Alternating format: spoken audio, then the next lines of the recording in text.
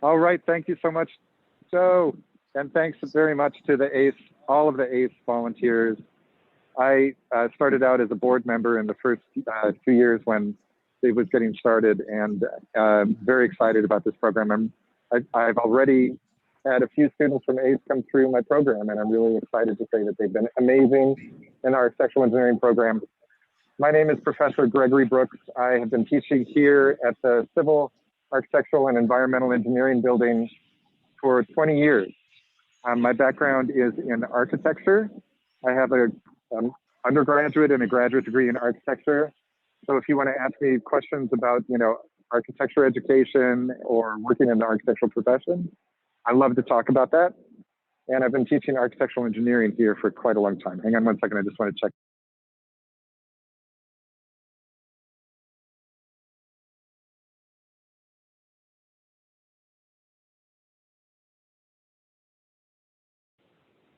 Okay, so here's the agenda for today. It's really simple. I'd like to see and talk to you a little bit about architecture, construction, and engineering.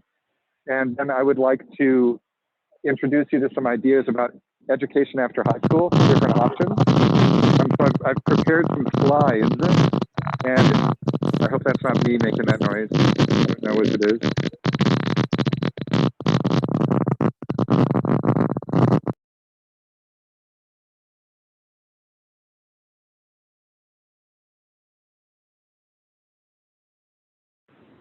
Okay, can you hear me now? Testing 1, 2, 3. Okay, great.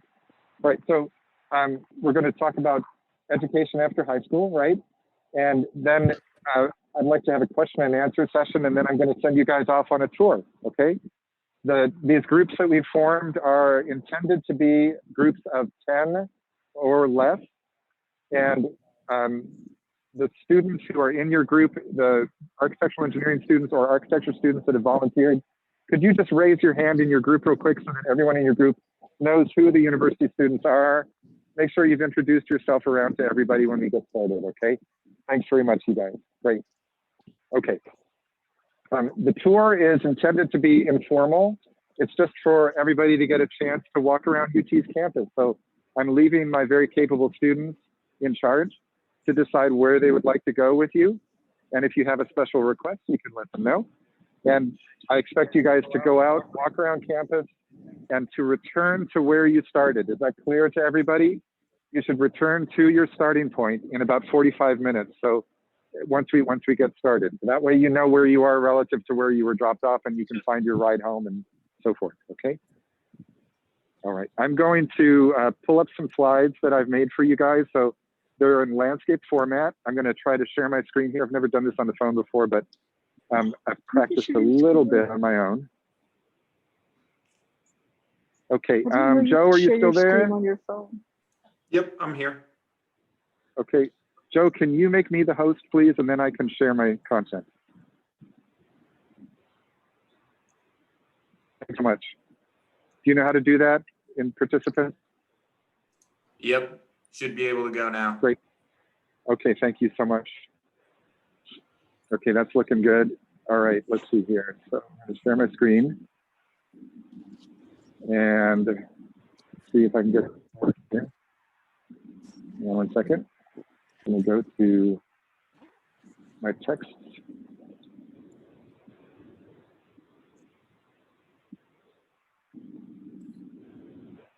All right. I'm looking at group one. Can you guys see a slide right now? A welcome slide? No. Okay. All right. So let me see if I can get that up. Hang on one second. Hold on. Don't despair.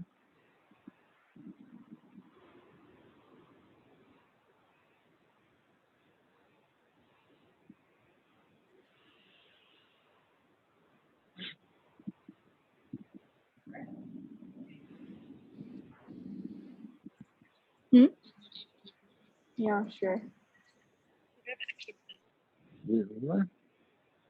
Everything on your screen, including opportunities, will be recorded. Screen broadcast, I think that's what I want.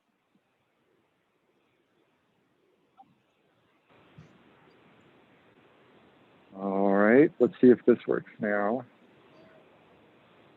Ben, I'm looking at you to see if this is working. Do you see a slide now? Oh, We see your Oh. iPhone.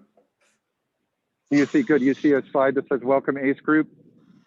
No, Yeah, we see like your that? home screen, your apps, everything. Okay, that's not that great.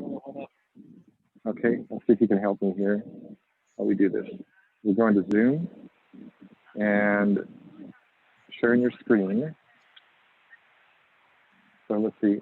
All right, that's good. So if I go to my home like that, and I click here, is that not working? All right. Thanks for your patience, you guys. If we don't get this in a minute, I know how to punt. I'll be okay. That is not showing. What is that saying? Let's see. Okay. All right. Okay.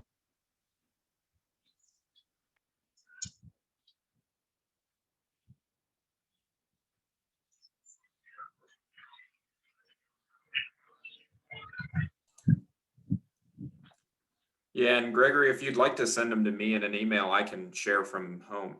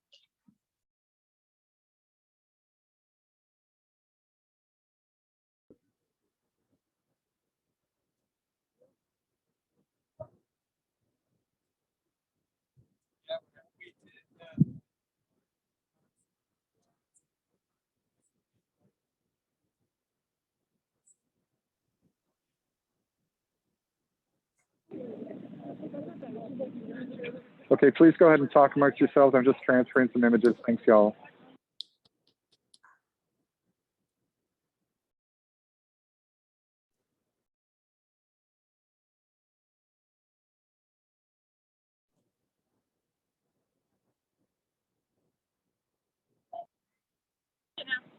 All right, everybody, I think we're good now.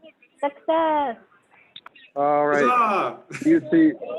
You see a welcome to ACE group slide. We sure Yes, do. okay. All right.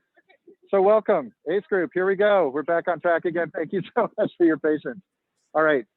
Obviously, I've never done a presentation like this before on my phone. Okay, we're good to go now. Here's your map that you saw when you came in from the parking lot, right? We are in front of the ECJ building. This is where the Civil Architectural Environmental Engineering Department is housed. We're part of the Cockrell School of Engineering. Very large school of engineering, one of the largest in the world, one of the largest research institutes in the world as well. We are this entire campus that you see, every building that you see here except for the School of Psychology, it's all us. We're engineering. In addition to this, we have another campus north of here, up by Far West and Mopac. That's about a square mile full of buildings that are all research buildings. Again, one of the largest research institutes in the world. This map right here is a map of our groups. This is where everybody should be standing, right? Groups 1, 2, 3, 4, and 5. Thank you. All right, you guys. Can everybody hear me okay? Give me a wave if you can hear me, yeah? Can all wait? Okay. Can you guys hear me down there by the EER building? Yes, okay, great.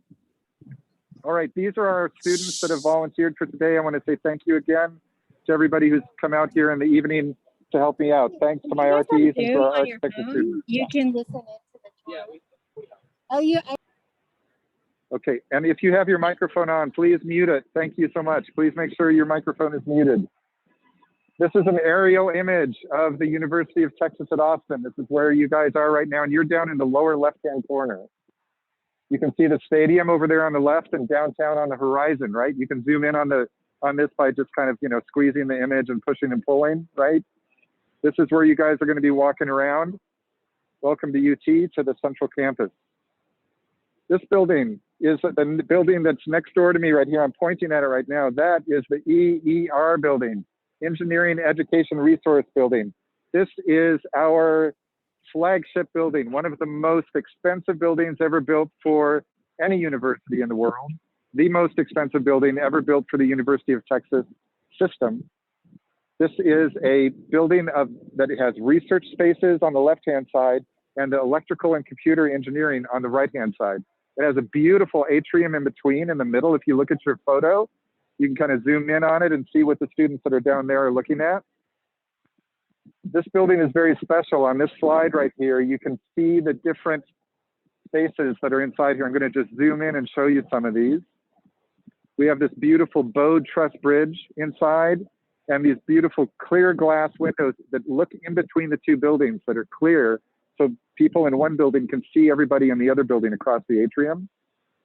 On the south side, which is the far side of the building, we have this very technical solar facade that's on there. It's there to help shade that side of the building, keep the windows cool and keep the glare down, right? The direct sunlight is the glare. Also, we have this amazing perforated sunshade that is above the central atrium that keeps the entire center of the building kind of like a giant shaded porch. I'm going to jump down here to the spiral staircase that we have. That's one of the features of the atrium. The sky bridges that we have as well, which you can see when you just kind of walk closer to the building here. We've got our flagship auditorium, the MOVA auditorium inside there with a green grass roof on top of it. I'm shifting back down to the bottom here. The atrium ceiling is designed to block the western light and let in the eastern light. So it's got this amazing trapezoidal design. If you get a chance, try to stick your nose inside the glass and look at it, students. If you're here and you can get into the building very briefly, you can take students into the atrium, but not if there are other groups in there. We can't, like, maybe we can only have 2 groups at a time up in the upper area. If you're going to go down to the lower area, just go through. Please don't linger, right? Just go through quickly, but it is a very special thing to see. There are a lot of special structural and mechanical features of this building. And we also have our 3D printing lab as part of this building. And there's some fun facts about the building. I just wanted to show that off because it's really quite a great piece of architecture. Texas is full of great architecture. And I want to look at some buildings in Texas and a couple of other ones really fast, like 5 seconds each. If you know the name of this building, unmute your microphone and shout it out to me. What is this building? High school students, anybody know? Does anybody know what city this is in? Maybe you're from there. Please use your voice.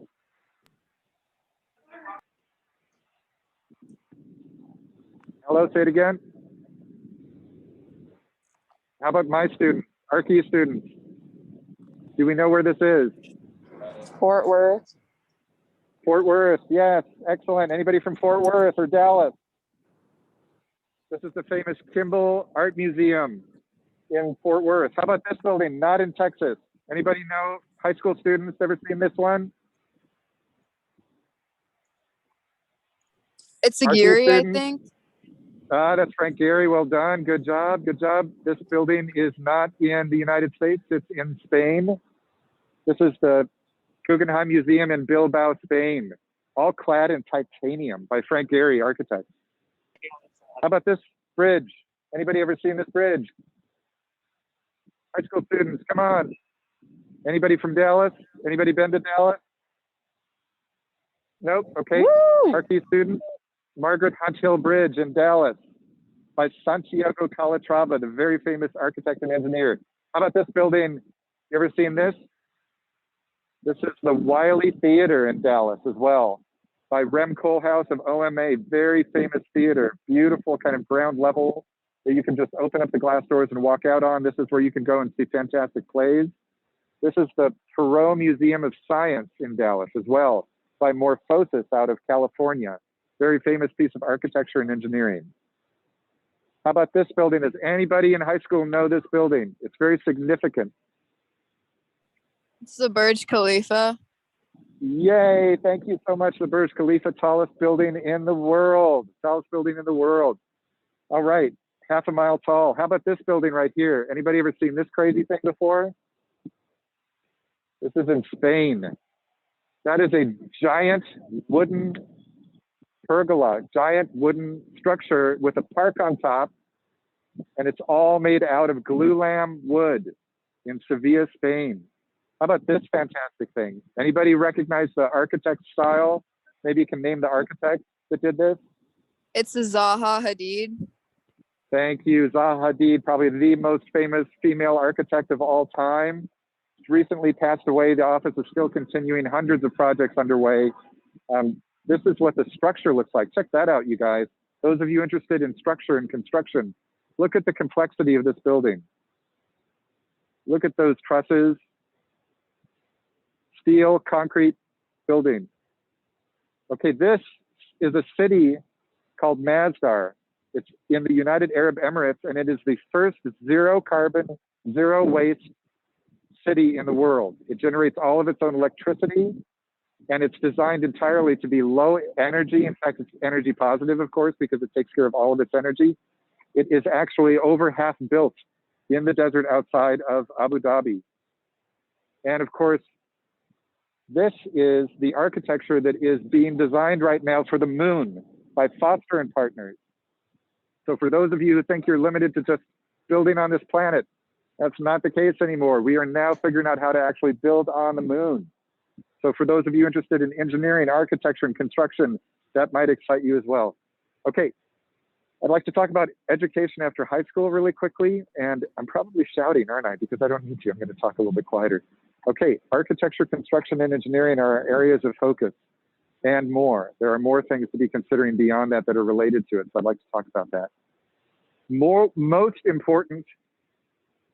important than anything, where you go to school, what you study, the most important thing about education is your own self-driven curiosity and your interest. If you're not a curious person, no amount of education is really going to help you very much. We need to be curious about something and interested in something in order to be motivated enough to go to school after high school, right? And learn more. Being self-driven and curious is something that I would like to encourage all of you guys to be for the rest of your lives. Education does not stop at college. Education continues every single year after college while you're working. And it's really important to be curious about things. And when you find something you're interested in, just learn about it. It doesn't matter how you do it. You can be self-educated and be one of the top architects in the world. Tadao Ando in Japan flunked out of high school. He is now one of the most famous architects in the world. Tadao Ando, A-N-D-O. It's not about your education. It's about your intellect and your curiosity and your drive. So that said, we can talk about basic options after high school, right? Everybody knows that you can go to trade school. Fantastic option for those of you who want to get involved in construction and learn how to make things with your hands or to operate machinery and to be on a construction site. I think one of the coolest jobs in the world is to be a crane operator. How cool would it be to sit on top of one of those giant cranes way up in the sky, climb that thing every morning to go to work, and you're sitting up there lifting all of this stuff around and lowering it. And I mean, to me, that's like a kid's dream. I would love that job. All kinds of jobs that are available through trade school. I'd like to encourage you guys to think about that. Community colleges offer 2-year degree plans. It's called an associate's degree. You probably all know about that, but that's where you would go for a 2-year degree. That's a very useful thing, and it can be in anything that you're interested in. Some of the most famous engineers in the world have degrees in other things like art or philosophy. You can go get that kind of training in a lot of different ways, right? Beyond community colleges are universities that offer 4-year degrees, 6-year degrees, and 8-year degrees, or PhD. So that's a bachelor's degree in 4, master's degree in 6. PhD is usually 8 years. Next slide. I wanted to give you guys some examples that the ACE board members put together of where some Austin ACE members have already gone to college, so you can get a sense of where Austin members have already done this. I'll zoom in a little bit.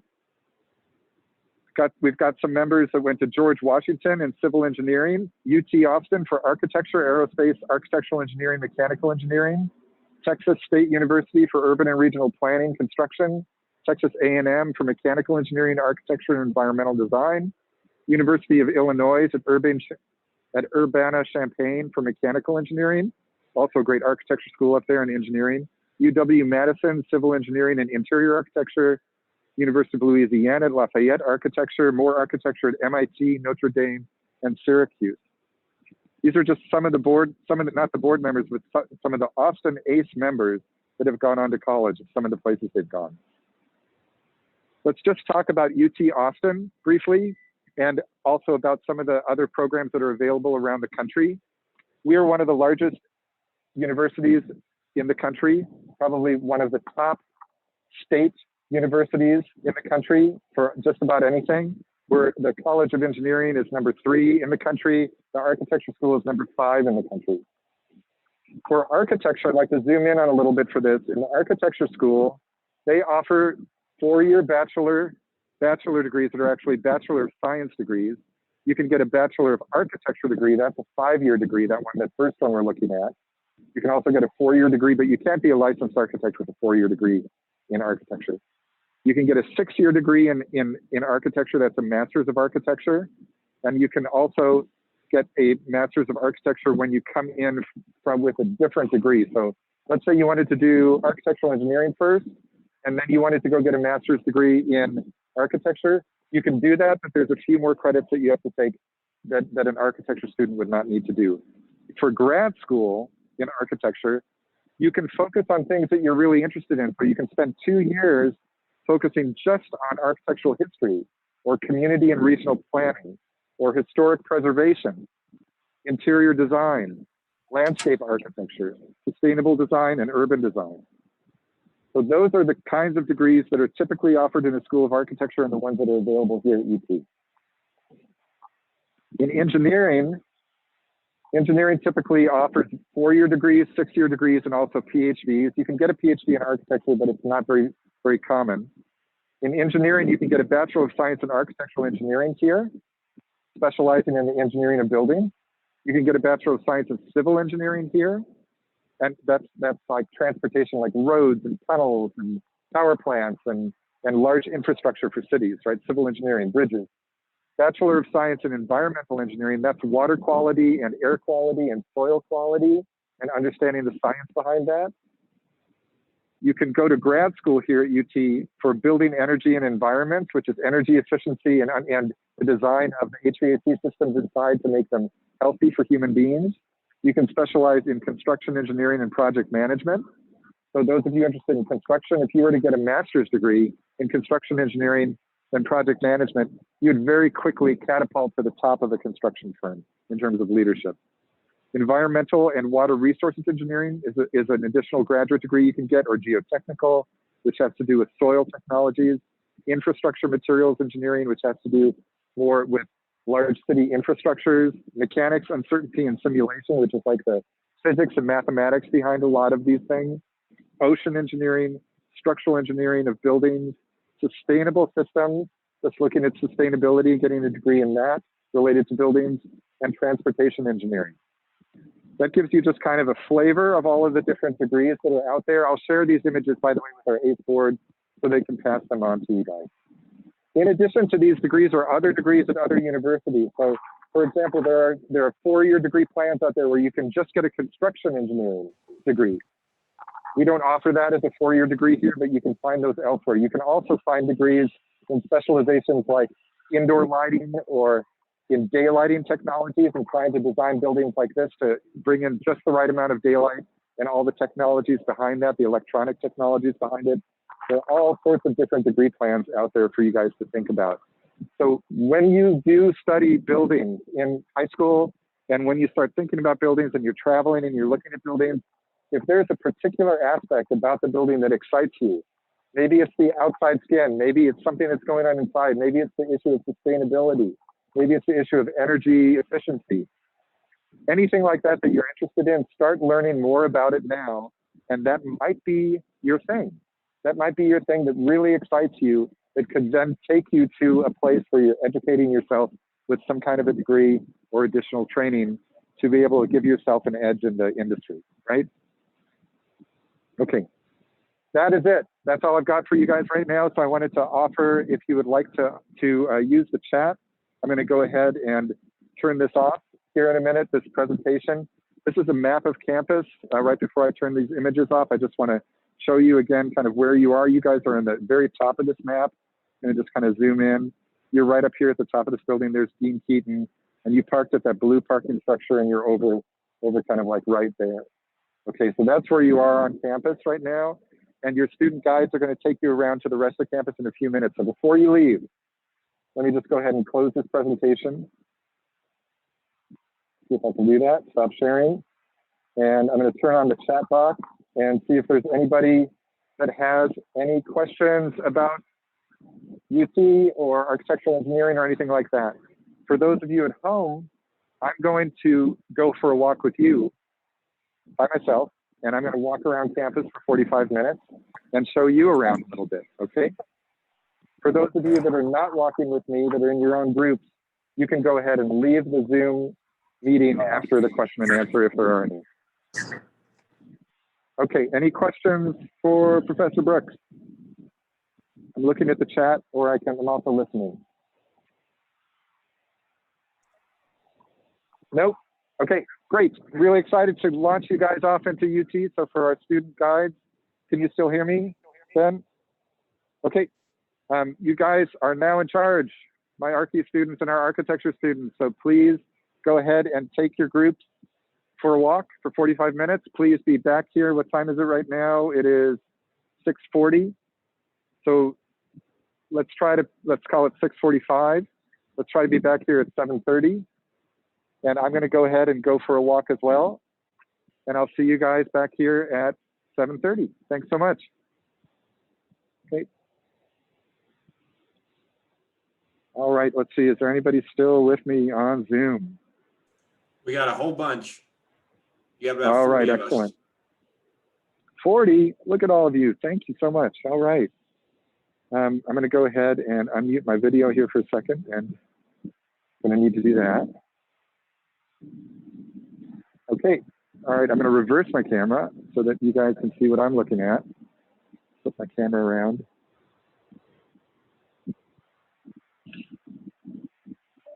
And for the people at home right now, this is the engineering campus. I'm now, at this moment right now, I'm actually looking north. On the right-hand side is our mechanical engineering. On the left is our petroleum and geotech. I'm right near Dean Keaton Avenue, which is down here. That runs east-west up to Guadalupe. I'm going to get my finger out of the view. Next to me, but too close to see, is our RLM building, which is where aerospace studies and astronomy are. And then this building that you see right here, that is our beautiful EER building, Engineering Education Resource Building, which I'm going to go show you. I'm going to walk in and show you in a minute, okay? Yes. There's not, but you can go ahead and join any of these groups. I'll do a comment if I can. Oh, thank you. I don't know where he is, and I wouldn't know by math. So I'll just text him. if you want to go find him, that'd be great. Okay, thank you. All right. Any questions from anybody at home? I would love to hear another voice. Anything about architecture degrees or engineering degrees or construction? How much did that building cost, the flagship one? $1,000 a square foot. Most academic buildings are more in the range of $300 or less. This is our little cafe that we have right here. I'll stop for a second. I'm going to try to pin this so I can see what I'm seeing a little bit better. Maybe this would look a little nicer. See if I can pin that. Don't know how to do it. All right. Well, I think I can see enough of what I'm looking at. This is our restaurant that's part of the building, and I'm about to take you into the heart of it, into the atrium space. I'll get back away from it a little bit in a second and show you what it looks like here. We're building a new building just at the end of our little campus here that is the new energy education building right there, and that's the one that's under construction that you can see right there. Beautiful evening. And great light right now. Magic evening light. There's a chemical engineering building over there with the sunset happening over there. I feel so lucky to work here. Such a beautiful campus. Okay, I'm just walking out a little bit in order to turn around and to show you this building that we're about to go into right here. Okay, there it is. No oohs or ahs, nothing. I can't see any thumbs up, so I'm trusting that you guys are there. All right. Hi, Hayes. Thank you. I appreciate that. So that works. So was that just a chat message, Hayes? That's a good way to do Yeah, it. it was. Okay, thank you. I love hearing your voice too. Thank you. Please let me know that you're alive and there. It feeds my soul because I can't tell you how damaged I am after all of this COVID business. Thank you. All right. So this building has this very technical atrium inside of the middle of it. And I'm just trying to get my finger out of there. The glass in between the two buildings. Again, that's a fun fact. This is Olivia, the student recruitment chair, but fun fact, that building, that big open lawn, the lit up one, is actually doubles as a fire lane. My firm worked on it. It was a fun little project. So on the opposite side, fantastic. I think, is it. But yeah. We're so proud of this building. Absolutely super proud of this. Here's the upper level of the main atrium. And this is like having, you know, one of the best examples of great architectural engineering. I'm just looking through the glass right now into the top of the atrium. And I'm going to take you upstairs. There's an outside A porch lot of right oohs here. and ahs in the chat. Yay. This is architecture, you guys. Architecture with a capital A, which means there's a lot of art in it. Highly technical building. I could just spend an hour standing here talking to you about all of the different design aspects of it because it really is spectacular. Here, take a look at the courtyard in here. We're actually looking up in the outside. This is all outside. Birds can fly through here. That is a porch roof right there. Electrical and computer engineering on the right-hand side, and all of our research kind of labs and shared spaces on the left. I'm going to walk over to the corner here. This structure that you see at your feet is the roof of the atrium. And if I look down into it, which is going to give me a little bit of vertigo, you can kind of see down into it. And I'm going to turn around and look at these sky bridges that connect the two buildings right there. Okay.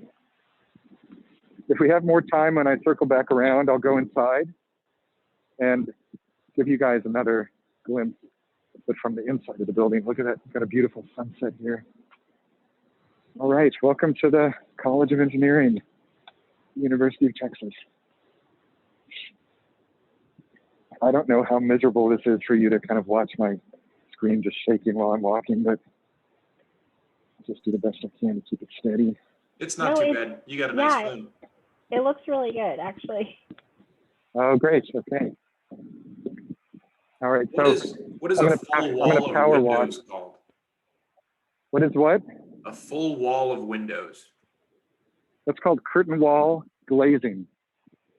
And that's a great question because people get confused when they say curtain wall.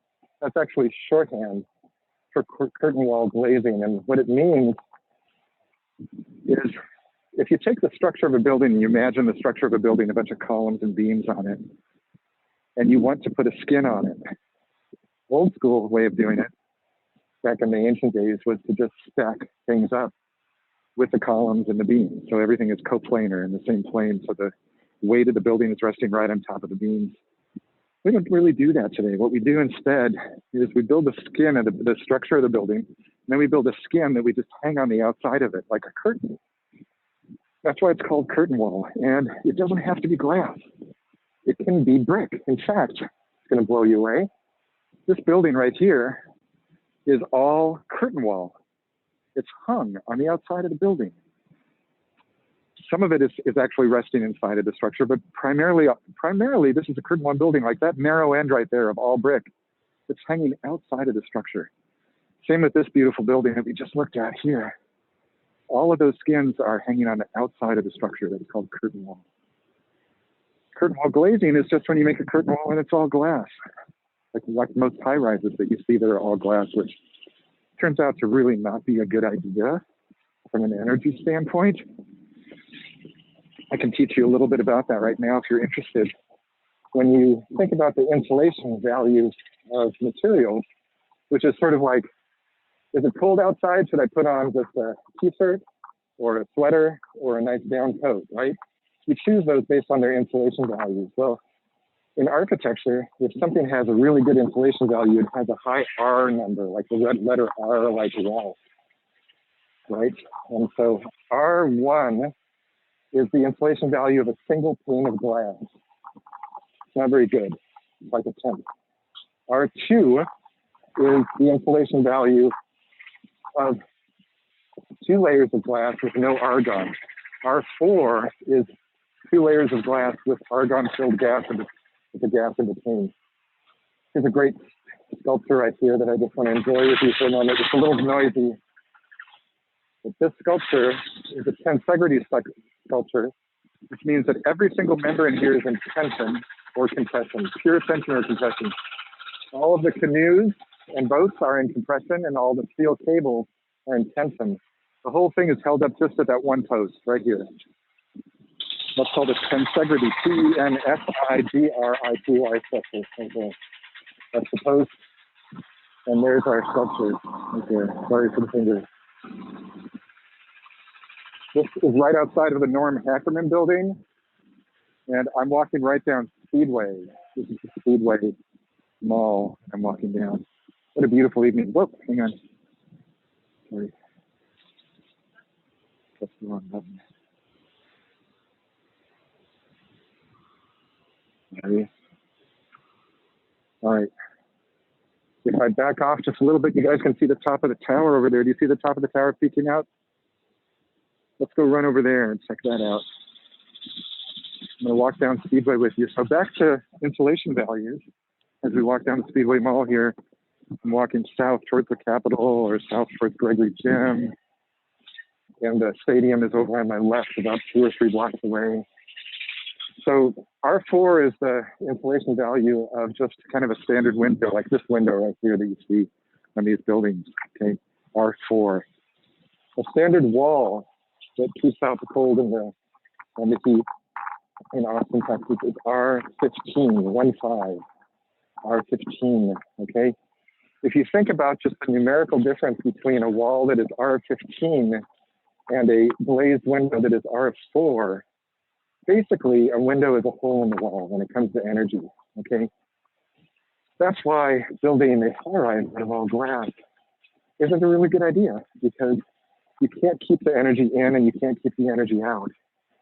So you're spending a lot of money and a lot of time heating and cooling these buildings. And we've learned that unless we create energy sources that have low carbon dioxide, low footprint, carbon footprint, we're actually creating a huge problem for the environment in just heating and cooling buildings.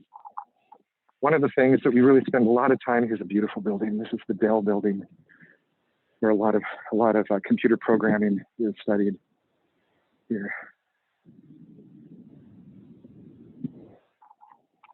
One of the places where we spend a lot of time as engineers thinking about how to make buildings better is in energy efficiency. Architects care a lot about this too.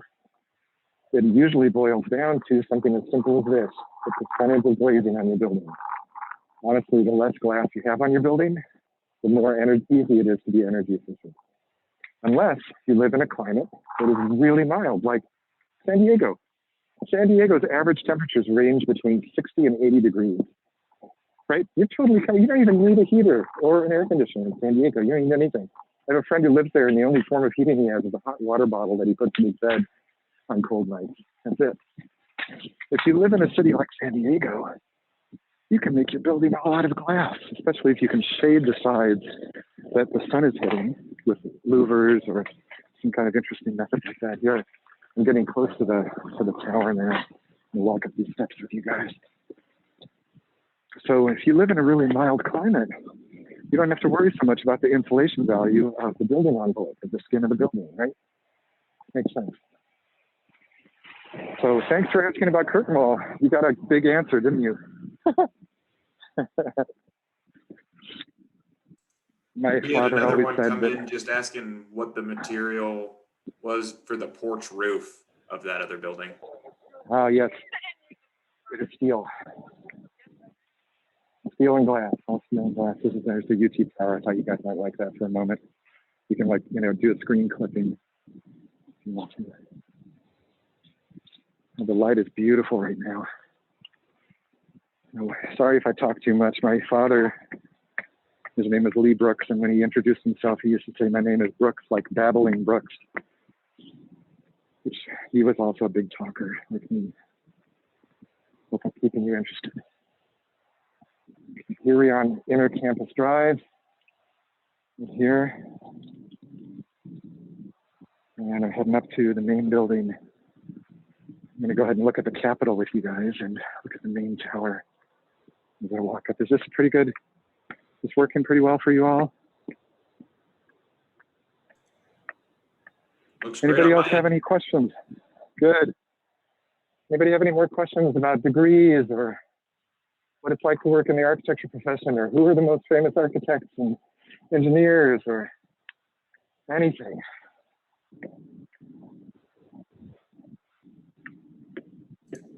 Or just anything about UT in general. Whew. Get really hot wearing a mask. Walking around. You guys kind of a view here of where I am. I have a question. If you don't Yay! do art in high school, like let's say you did music, but you wanted to go into like architecture and do design, what would Yeah. what would the admissions people look for on your application? Okay, let me tell you a secret. Music is probably more important to study if you want to be an architect than art. Art is super important, but music is all about order and composition and harmony. If you can play a musical instrument, if you can read music, you have a huge jump on everybody in the School of Architecture because you have a sensitivity. Your brain thinks about these kinds of things and intuitively can manage complex ideas. If you can play piano with two hands, you're one of those like miracle workers on the piano. I don't know how people can read sheet music and play different things with their left and right hand. It's just a miracle to me. That is so impressive. So playing a musical instrument is super powerful on your resume and understanding that. Now art, super important as well because you need to understand ideas about style and art and expression, right? But music, I think, is even more important. Music would be an incredible thing to have on your background as well if you were interested in applying to engineering. So well done. Yay for musicians and artists. Hey guys. Hello, there's one of our groups. Hey.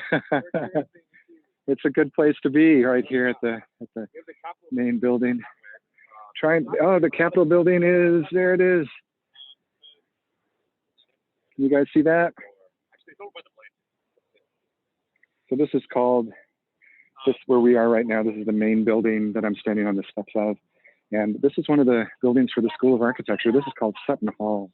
And this building right here that I'm walking towards, this building is Battle Hall. And on the top floor, this is one of the oldest buildings on campus. This is designed by a very famous Beaux-Arts architect named Paul Cray, C-R-E-T, around 1900. Paul Cray was the campus architect. He designed all the buildings at that time, including this one next door, Sutton, and the beautiful Battle Hall. And you see those great big windows up there? That's the architecture library.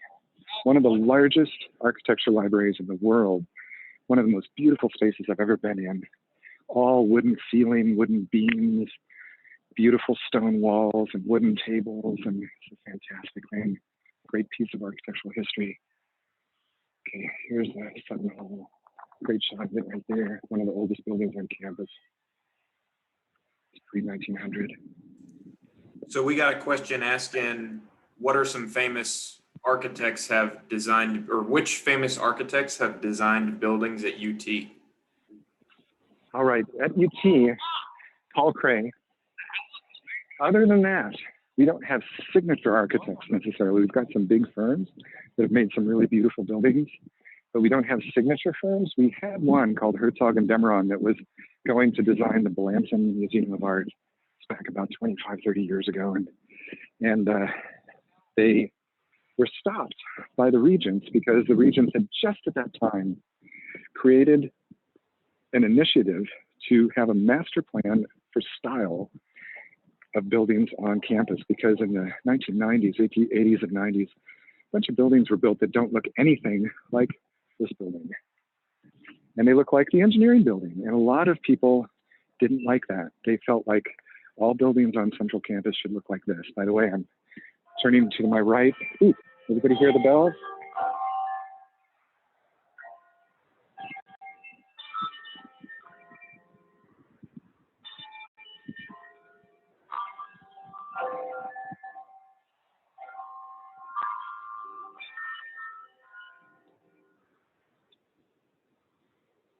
This is the undergraduate library right here, fondly referred to as the ugly undergraduate library. It's not really ugly. This is more of a 50s building.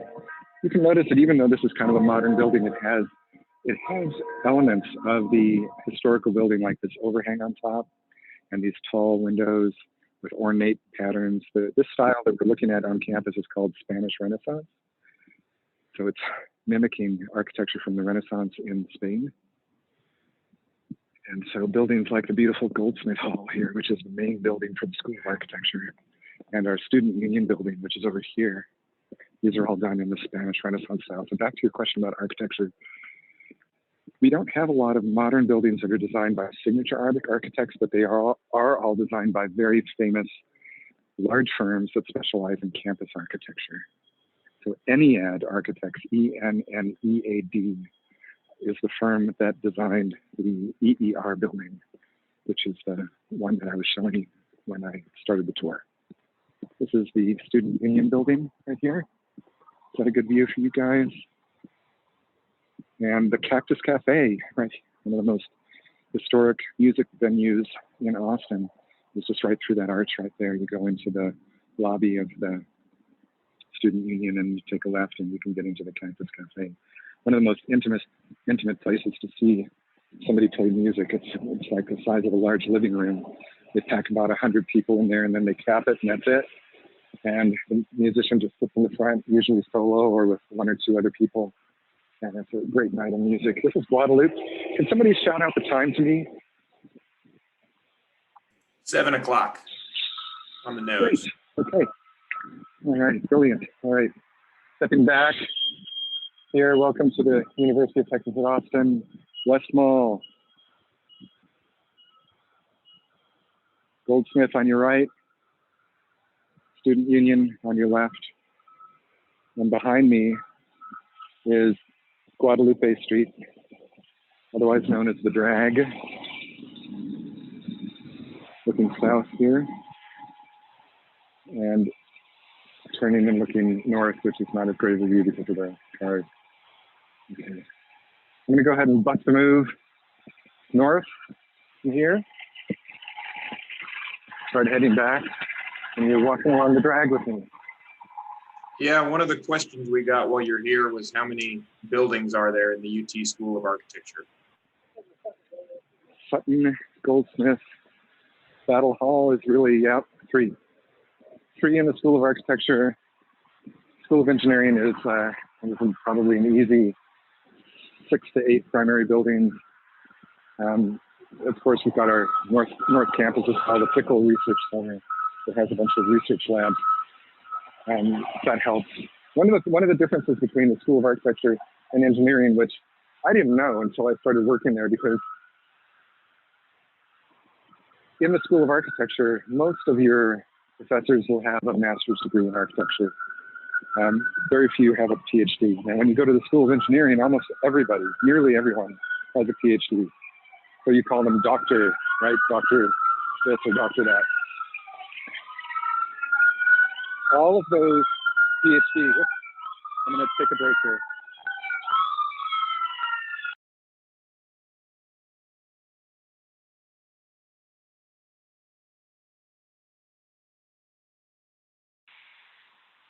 all of the PhD professors that I work with have research labs, and they are world famous specialists in a particular area of engineering. And they have a lab where master's degree students and PhD degree students work on research in groundbreaking research regarding materials technology and strength of materials and fire rating.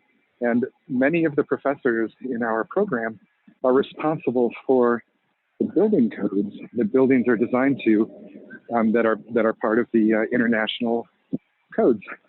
A lot of people don't know that. And so there are very few people like me who are master's degree only and have experience in the profession. My background is working in architecture firms in the profession. Not that many of our professors have professional experience. They're all academics and research scientists. And then we have a handful of professionals in the engineering school that actually have worked in architecture firms or do work in firms. I have a small practice of my own still that I've had for the last 20 years. And before that, I worked for large architecture firms. In the School of Architecture, most of your faculty have worked in architecture firms or currently have their own practice. Some of them are quite big practices, including people like Larry Speck, who is one of the premier architects in Austin, who has worked at Page. Architects used to be Page, Sutherland Page, just crossing the street here and heading back towards the engineering campus. So last look at the UT Tower, and on the right is the north side of the undergraduate library. So most of the faculty in the School of Architecture are academics or practicing professionals. There are a few PhD folks that are in the School of Architecture. Any more questions? Thank you.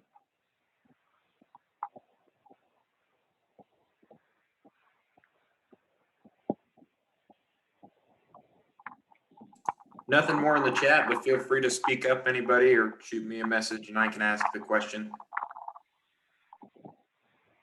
Thanks, guys. Joe, how many live humans are still with me? We've got 23 others. Okay, great. Very nice.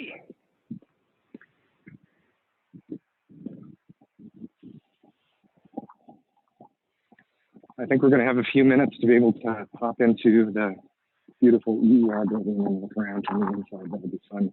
Nice way to finish.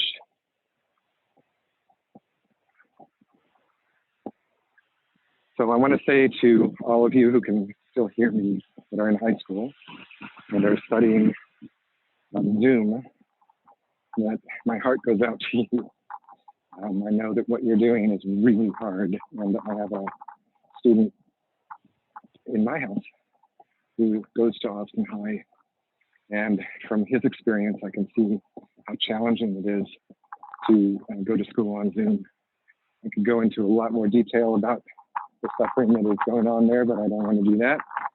But I'm sure that you guys know the story, and I want to say hang in there. Hang in there because it's almost over. Everything is looking quite good from the standpoint of the vaccine getting out to a lot of people by the end of April. And I would say by summertime, things are going to be looking very different than they are now. And I can't see any reason why we wouldn't all be back in school in the fall. And I know how much you guys look forward to seeing your peers in person. I know how hard it is to actually sit in front of the computer all day. For those of us who are teaching, on the other side, have a little bit of mercy on them because it's not easy for us either. It's quite disheartening to lecture and try to teach to a screen full of kind of pictures. You don't know if people are awake or even there. It's not the kind of environment where you want to engage very actively. I understand that. And I just want to say, I feel your pain, and I really hope you guys can hang in there. And if you need help, reach out for help. Talk to your teachers and say, I'm not doing well. I really need some mercy here, or I need some help. I don't understand this. I know how hard it is to stay motivated. And of course, for those friends of yours that you have that are suffering, please be there for them and try to help them, because there are a lot of people that are getting depressed, and because they don't have enough interaction with their friends and they don't get to make new friends. And It's so hard right now. So I just want to thank you guys for hanging in there, and can't wait till it's all better here and we go back to things in the fall again. Campus is creepy without all the students. We have 50,000 students that go to school here. Can you imagine that? That's bigger than ACL. And we have got an additional 50,000 faculty and staff that also work here. We have 100,000 people that occupy the University of Texas. We have our own police force. We have our own energy source.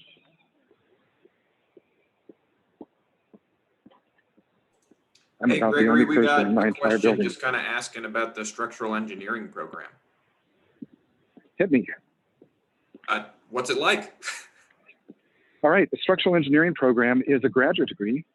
If you want to learn about building structures, you can do a great deal of that in the architectural engineering program and in the civil engineering program. As a civil engineering student doing a 4-year degree, you'll learn about structural engineering fundamentals, right? The science and the math behind it, behind basically building physics. And the structures that you learn in civil engineering is very similar to what you would learn in the architectural engineering program. But in architectural engineering, you actually take some very specific design studios where they focus on design principles of buildings from a creative standpoint. So more like an architecture design or art design studio that focuses on building structures. I teach those courses. And so as an undergraduate student, you can learn a great deal about building structures. Not enough to be a licensed structural engineer, but enough to be a licensed engineer. And as a licensed engineer, you can design most buildings, but you cannot design high rises and many other kind of ambitious buildings. You have to be a licensed structural engineer to do that. And for that, you need a graduate degree. So you go get a 4-year degree in engineering, you know, in civil or architectural. And then you would go for a 2-year, probably you can do it in a 1.5 years, most people do, 1.5 years to 2 years of structural engineering. And when you're done with that, you can take an exam to be a licensed SE structural engineer. Then you can do high rises. You can design any building in the world then. All right, and some other ones are coming in. Just what sort of math is required for the architecture, engineering, any of those programs? I think basic AP math are the kinds of math courses you'll take. You're going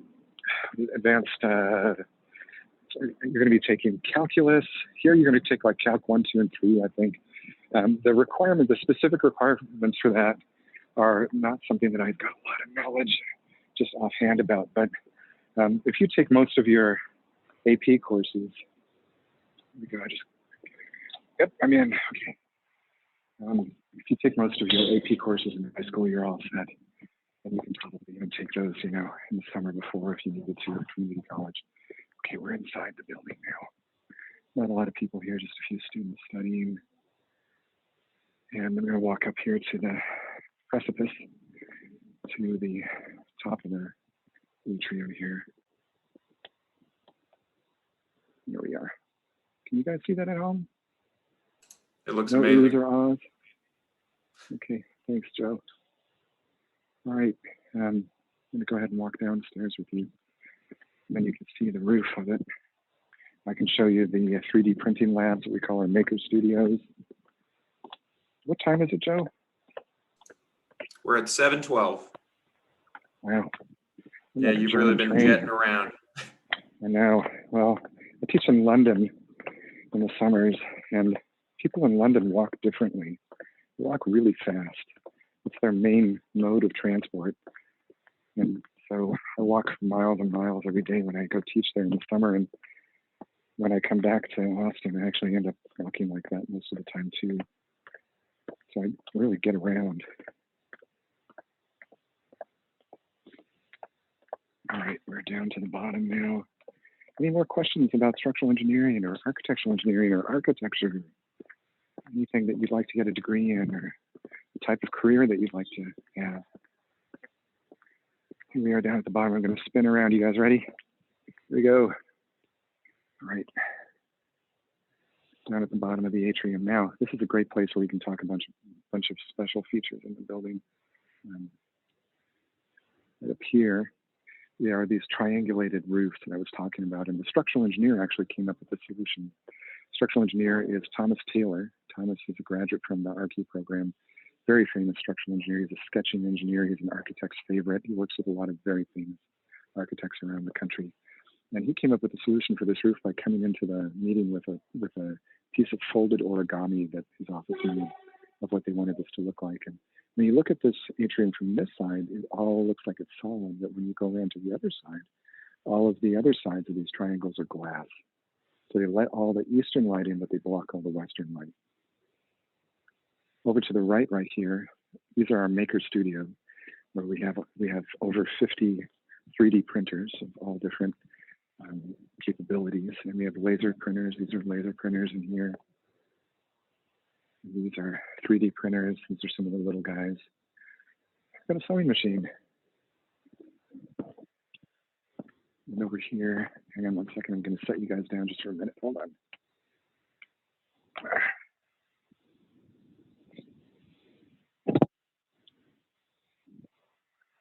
Okay. Can you still hear me, Joe? Yep, Hello, we got you. 1, 2, 3. Okay, great. Okay. So here we have more of the laser, not the laser, the 3D printers. These are super special machines down here. These guys can print with multiple materials. We even have one back there, that gray one that you can see in the background. That guy can print out of metal, 3D printing out of metal. You can see how complex the ceiling is in here. I love to show people this kind of stuff because this is what engineers have to figure out. You got to figure out all the structure and the mechanical and the electrical and the plumbing. They got to make all that stuff work, and it is a mess. It's like the inside of your body. It's not a simple beast. Look at that beautiful truss that supports this spanning bridge. This is designed again by Thomas Taylor, and so is that beautiful spiral stair. That spiral stair, the middle of it, the structure of it, was originally a solid steel pipe. Look at the size of that thing. And the way that they designed this is they looked at the loads on this and they said, okay, you know, the lower that you get on this column, basically, it's a hollow column, the more steel you need because there's more load that's being carried. So they designed the shapes that they cut out of this thing to be denser at the bottom than it is at the top. You see those openings that are in there, right? When you get to the top, those are stretched out like 3 times as tall, much less material up at the top. There's this beautiful truss up here supporting this bridge. Okay. Let's head back up. And take you guys over to the front of ECTA. We're done. If you want to be an architect, you have to have at least a 5-year degree called a Bachelor's of Architecture. Or you can have a 6-year degree called a Master's of Architecture. On top of that, you need an additional about 4 years of specific experience in an office. It has to be documented and signed by people that work in the office that you got certain types of experience. It's called an internship, professional internship. As an engineer, you need the same thing, usually about 3 years. So with engineering, you can get a 4-year degree. Hey guys, hello. With engineering, you can get a 4-year degree, go out and get 3 years of experience, and you can be a licensed engineer and stamp your drawings. Coming out of college as an engineer, you make about 1.5 the amount of money that an architecture student does coming out with a graduate degree. So if it's money you're after, engineering is more lucrative. Whew. Breathing heavy from that climb here with my can 95 mask on here. All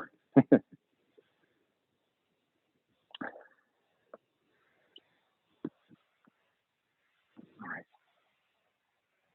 That was fun. Okay, unless there's any other questions, I'm probably going to sign out here. Joe, anything else in the chat box or anyone else? No, no more questions here. All right. In that case, I'm going to say good night to everybody. And thank you for joining us at UT. And I'll hope to see you sometime in the future. Yeah. Either Thank you eighth- so much, okay. Gregory. Okay. All right. Thank you, Joe. And thanks, everybody. Have a good Yeah. night. I'm going to go ahead and leave this meeting. I'm the host. I don't know what that's going to do. I'm the still the host, host. so it won't boot everybody. Good. Okay. Good. I'm going to go ahead and leave then. All right. Good night, everyone. Hang in there. Bye-bye. Thanks. Good night.